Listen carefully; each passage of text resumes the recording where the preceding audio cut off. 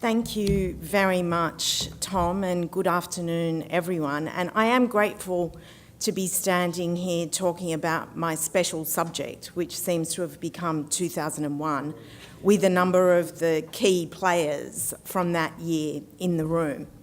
My approach this afternoon, as you'll see, is very broad brush and, as Tom said, scene setting. So to me it seems appropriate to mention at this point that on what is a momentous day for same-sex marriage equality in Australia, the first same-sex marriages carried out in the world were in 2001 in the Netherlands. No one will be surprised to hear that. But my task here is to consider Australia's domestic political landscape and our nation's place in the wider world during 2001. That task might have been less daunting in pretty much any other year, but in 2001 a lot happened. While I'll be describing events that won't have been forgotten by most of the people in this room, some may perhaps jolt the memories of those who don't happen to have a professional interest in the second Howard government. The year's events, tragic, sometimes banal, and unexpected in ways that shifted the world's political axes, played out with great intensity in the lead up to the 2001 federal election. For 2001 was indeed a momentous year. It was a year where, as my book's title would have it, everything did change. But the dramatic events that prompt people to make such a sweeping claim happened mainly in the second part of the year. So my presentation has an inbuilt divide before I finally screech to a halt, as briefed, on election eve, 9th of November. I stopped the clock temporarily in mid-August, just before any of us had heard of a boat called Tampa. When the clock restarts, time seems to speed up as consequential events are packed into not many weeks in the period between Tampa and the federal election. It's fair to say that were we to do a quick recap of the year so far from the middle of its 8th month, we would find little to surprise us, even with hindsight. We will be reminded of the deep economic uncertainty that characterised the first half of 2001. Various sets of numbers indicate shrinking consumer confidence. Acronyms like BAS and GST abound, as indeed they have today. The extent of the ripple effect from the dot-com bubble bursting in 2000 was unclear, though continuing slumps on Wall Street gave some inkling. Back home, the value of the Australian dollar was plummeting, petrol prices were surging, unemployment moving upwards. We might recall the rolling coverage of corporate collapses, OneTel, HIH, Pasminco, and later in the year, Ansett. There were layoffs at Holden and Ford plants and other manufacturers. For finance journalists, the merger of BHP and Billiton seemed a rare bright spot. It wasn't as hairy as the GFC 7 years later, but all this accumulated to prompt specific anxiety about what seemed to be the real prospect of recession, and this concern abated only mid-year. Economic anxiety, particularly the sense that the boom is about to end, has been a constant theme of Australian life, even when we are more prosperous than we have ever been, as we certainly were in 2001. But this economic thread is but one of many twining from the recent past to wrap around the first 8 months of 2001. Other threads are political and cultural. We see social forces and tendencies, as well as many threads of history, come to the fore, courtesy of the centenary of Federation. Post-Olympics, you might argue that the country was left stupefied by our sporting success. We had displayed a confident, exuberant culture to the world and demonstrated what turned out to be significant skill in coupling global event management with genuine civic participation and celebration. Not many months after Olympic fever died, few could muster enthusiasm for a centenary of federation that asked us to celebrate, our politicians celebrating a constitutional document. They gathered first in Centennial Park on the 1st of January and in Melbourne at a special sitting of Parliament in the exhibition building in Carlton in May. Of course, there were parades, concerts, exhibitions and other community events throughout the year, but there were also opinion pieces, books, lectures and essays by many of our leading thinkers and writers from all sides of the political spectrum that threw harsher, less congratulatory light on the state of the nation. These celebrated our success as a democratic nation, to be sure, but many focused on our failings, particularly in regard to reconciliation with Indigenous people, as well as our attempt to transform our status from constitutional monarchy to an Australian republic. Responsibility for these failures was largely sheeted home to the government and to the Prime Minister in particular.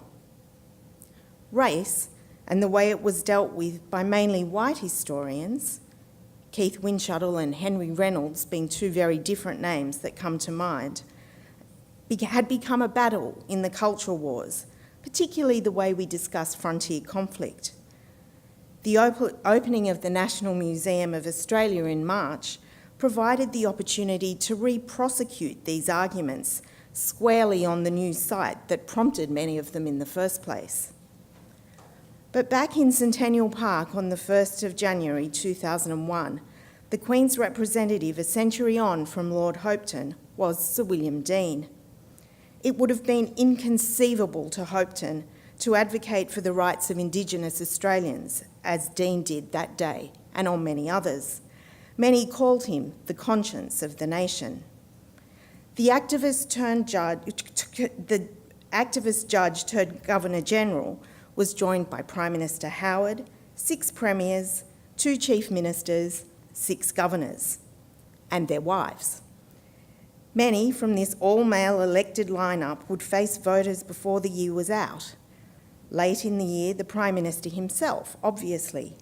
In the Northern Territory, Claire Martin would be elected the first woman Chief Minister a week out from Tampa, and no one seemed as surprised about that as she was.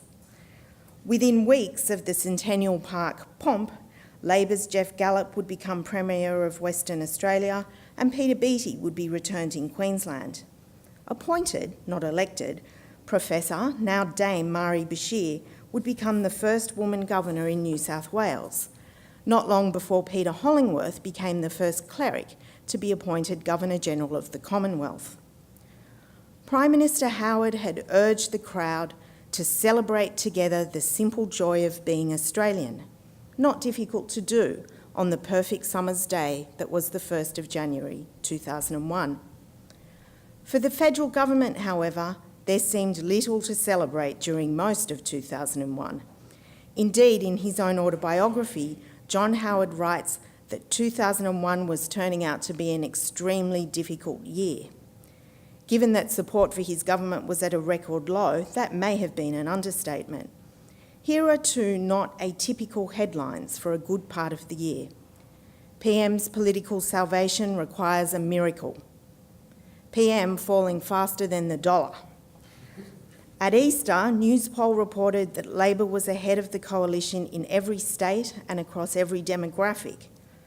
Relaxed and comfortable has become loaded 2-word shorthand for the years of the Howard government, but the 2 words that characterise perceptions of the government in the first part of 2001 came from a notorious internal memo, mean and tricky.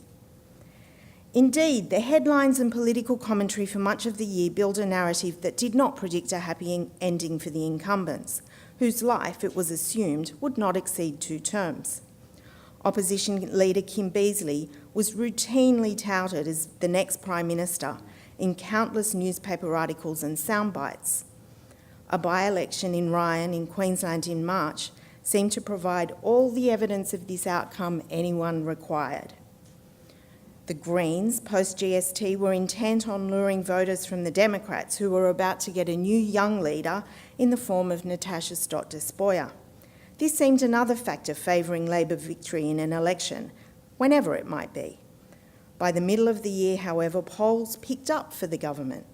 Spending $1 billion of the surplus to win the grey vote helped, as did the tax cuts the coalition put on the table early in August. John Howard's personal standing began to improve in the polls, though in July the Australian reported that the pendulum was swinging back again to Labor, relevant given the looming Aston by-election. In June, there had been a surge of consumer confidence, but key members of the government announced their retirement from politics. Michael Wooldridge was one, and Defence Minister Peter Reith announced he would not stand at the next election. Perhaps not surprisingly, the news bulletins that night ran footage of former Maritime Union head John Coombs raising a glass to celebrate. Many assumed what this meant was that the way was now clear for Peter Costello. Even though he was on the way out, Reith would be connected with one of the most notorious events of this term of the Howard government, the Children Overboard affair, as Anne Tiernan mentioned, which took place in October. One of the many lessons learned from this incident later was that the traditional role of the Navy had shifted without consultation or clarity. Militarily, as successful as Interfet was, East Timor had stretched our armed forces and added to the case for their rejuvenation. Our involvement in East Timor challenged our relationship with Indonesia, about to be led by Megawati Sukarno Putri rather than President Wahid. But with an election planned in East Timor later in 2001, the prospects of that tiny emerging nation seemed more hopeful than anyone had anticipated a few years before. Many predictable transitions played out around the world. The controversial election of George W. Bush and his inauguration in January 2001 brought uncertainty, but of a standard, not seismic nature. Internationally, Prime Minister Howard was discussed as an unqualified supporter of the 43rd president. The Pentagon cited Australia as having one of the few less sceptical governments about the Bush administration's proposed missile defence shield. Howard, never a fan of multilateralism, was one of few OECD leaders not opposed to Bush's position on the Kyoto Protocol. In June, John Howard announced he would be visiting Washington for official meetings with Bush to celebrate the 50th anniversary of the ANZUS alliance. He would be in Washington on September the 10th. This is where I pause. A week before we stopped the 2001 clock, in mid-August, The Australian ran an article as part of a series called Voters' Voice that argued that Howard was onto a winner with treatment of illegal immigrants. The series quoted many voters. One that leapt out was a woman called Grace Lynch, who was a piano teacher from the Queensland seat of Longman. She said in regard to the illegals, they should be shot and returned home because that's what would happen to me if I ever tried to get into Indonesia. I have to say, I don't know if Ms Lynch had ever been to Bali. Following political and community pressure, Immigration Minister Philip Ruddock allowed desperately unwell Iranian boy Cheyenne Badrai to leave the Villawood Detention Centre, but not his parents, who could only visit him accompanied by guards. Meanwhile, Pauline Hanson was calling for floggings of illegals. Howard insisted that the Liberals must put One Nation last on their how to vote cards. On Friday, August the 24th, The Australian reported that the Woomera, Curtin and Port Hedland detention centres were almost at capacity. There were many horrific stories from the refugees themselves, mainly ethnic Hazara from Afghanistan, fleeing the Taliban. Their stories made little dent in heated rhetoric about our values and threats to the Australian way of life. And this is where I stop the clock for a moment. A brief pause as we reflect how charged this political discourse was, even before the stakes grew even higher. For when we restart the clock, the events that follow shift our assumptions about the future. We see a Norwegian ship looming on the horizon, a merchant vessel called the Tampa. The Australian reported on Monday, August the 27th, that it had rescued more than 400 boat people from a stricken Indonesian fishing vessel. Headed to Christmas Island, the Tampa changed course to return to Indonesia before turning round again. This article, which is one of the earliest pieces of reportage of what became a seminal incident, said, "This would be the single largest influx of refugees to land on Australian soil and would not only swamp Christmas Island's facilities but overwhelm the country's 3 detention centres dedicated to newly arrived boat people. Yet, as we know, these people would never land." Tampa, now a crisis as much as the name of a boat, became a dramatic standoff that charged the nation, particularly talkback radio. It angered the international community. Back in July, the relationship between Canberra and the UNHCR had been described as festering, but this new policy, and Operation Relax, the policy of boat turnbacks by the Navy, escalated diplomatic tensions to new levels. The asylum seekers would become unwilling players in a radical new government policy of offshore processing, the Pacific Solution. The Tampa, a merchant freighter no less, became the first vessel, possibly since the Sydney or even the Titanic, to become a household name in Australia. Within hours of the federal court handing down a decision on Tampa that, left unappealed, would have allowed the refugees to land on Australian soil, the event that truly marked the start of the 21st century as we now know it took place, 9/11. Terrorism had been in the news throughout 2001. Amid uncertainty, for example, about whether the Good Friday agreements would hold, the so-called real IRA planted bombs across the UK. Police in Belfast were deployed to protect Catholic children heading to school. ETA separatists in Spain had continued bombing campaigns. Suicide bombings in Israel were increasing in public areas of Jerusalem and Tel Aviv. Those paying close attention to the news might have recalled al-Qaeda attacks on the USS Cole the previous year. They may have recognised the name Osama bin Laden. They may have known that he resided in Afghanistan with the support of the Taliban. No one expected aircraft to crash into the Twin Towers of the World Trade Center on the sunny morning of September 11, followed by another weaponised plane that broached the inner rings of the Pentagon itself, before a 4th aircraft that may have been headed for the Capitol crashed into a field in Pennsylvania. John Howard, who days before had hosted a high-calibre gathering of Washington's power elite at the Australian Embassy, who had just met George W. Bush, who had just finished a press conference with Australian journalists when he saw smoke coming from across the Potomac, was as shaken as any of us. As the only world leader in Washington that day, perhaps more so. All of a sudden, to viewers around the world who watched this unfold live, and who then, in a state of disbelief, watched television images of the Twin Towers falling again and again, it seemed now that anything could happen. The threat of extremism could be found everywhere if you looked. Fear was in the air that we breathed. Even though the 2001 census would find that only 1.5% of the Australian population was Muslim, for many Australians, people of this faith were now the enemy. A period of polarisation, unexpected since the end of the Cold War, had begun in earnest. It was global and very local at once. John Howard, his wife Jeanette, and son Tim, as we know, found themselves in a bunker in the Australian Embassy in Washington. The next day they ended up in the empty visitors' gallery of the US Congress, looking on in solidarity and applauded for their support as elective representatives of an anguished country met.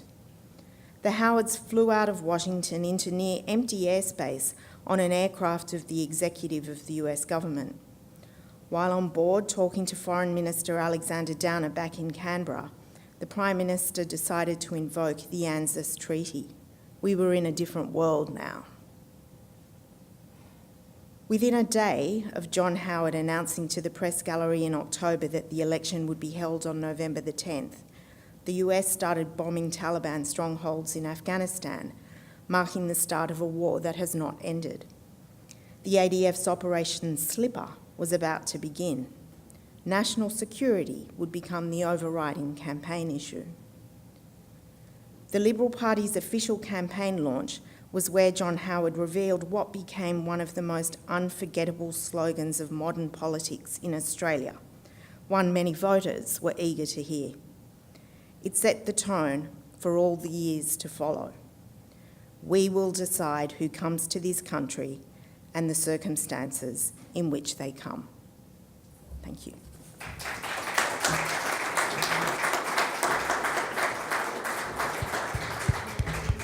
We have time for a few questions.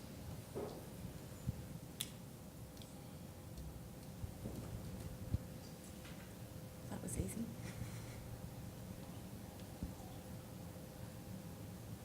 Do you think the year developed its own internal momentum so that it almost was as though we were getting ready for the next shock after we'd absorbed the one that we were facing, say beginning with Ansett or something like that, or Tampa? Or I think it possibly did, but only after 9/11. You could argue it was after Tampa, but I think 9/11 was so shocking and so unexpected that it had, in addition to the geopolitical impact, it had a kind of a psychic impact. So I think that was the moment. And that people were self-conscious that something has happened which has changed the way the world is and the way perhaps we can predict human behaviour? I think what it meant was that people felt that it was harder than ever to predict human behaviour, and that is as, if not more, terrifying. Yes, I've been struck when I mention to people that I'm writing about 2001. Without prompting, 99% of them have said, "Oh, I remember where I saw it, where I was." So it's an image that has stayed with people, and it had a huge political impact. I was driving to Goulburn and I was listening to Chris Ullman. There you go. Any other questions that you might want to pose to Phillipa? And Rick Forbes. And don't you think that the real change that occurs between August and the election is that the Australian public are able to get the tenor, or at least attach the spirit, a difference between the approach of the opposition and the government to these two very serious matters, where they see a difference in their capacity to deal with them? No, I don't agree with that entirely, because I think that had Kim Beazley, say, being Prime Minister and in Washington that day, I think it's likely his reaction would have been the same. Tampa, you could perhaps prosecute that case a bit more, but I think there are so many variables and factors that, no, I don't quite agree with that statement. If there are no more questions, please join together with me in thanking you.